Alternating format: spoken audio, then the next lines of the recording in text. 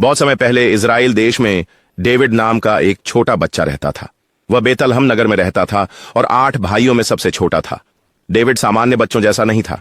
उसे अपने पिता की भेड़ों की देखभाल करने का काम सौंपा गया था।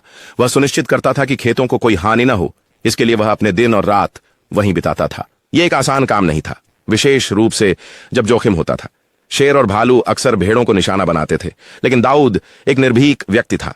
उसने केवल अपनी लकड़ी और गोफन से उन्हें खदेड़ दिया ताकि अपनी भेड़ों को बचा सके। दाऊद अपनी भेड़ों के बीच न होते हुए अपनी वीणा बजाना पसंद करता था। इजराइलियों और उनके शत्रु फिलिस्तियों दोनों युद्ध के लिए तैयार हो रहे थे। गोलियत फिलिस्तियों का भयानक योद्धा था। वह भालू से अधिक शक्तिशाली और किसी भी आदमी से लंबा था। गोलियत ने हर दिन इजराइलियों को चुनौती दी कि वे उसे सामना करने के लिए एक योद्धा भेजें, लेकिन वे सभी बहुत डरे हुए थे। एक बार दाऊद अपने भाइयों के लिए खाना पहुंचाने इजरायली सेना में उनके स्थान पर गया। वह यह देखकर हैरान रह गया कि सभी गोलियत से डर रहे थे। डेविड ने घोषणा की, मैं गोलियत का सामना करूंगा। भगवान ने मुझे भालुओं और शेरों से बचाया जब मैं अपनी भेड़ों की देखभाल कर रहा था। अब वह मेरी रक्षा करेंगे। डेविड को राजा से कवच मिला, लेकिन वह बहुत भारी था। डेविड ने केवल कुछ पत्थरों और अपनी स्लिंग का उपयोग करने का निर्णय लिया।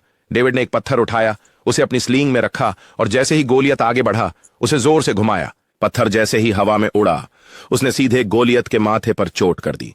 गोलियत जमीन पर गिर पड़ा और दाऊद जीत गया। डेविड की बहादुरी ने दिखाया कि चाहे आप कितने भी छोटे हों, आप विश्वास और साहस से बड़ी चुनौतियों को पार कर सकते हैं। और वह युवा लड़का डेविड आगे चलकर इजराइल के सबसे महान राजाओं में से एक बन गया।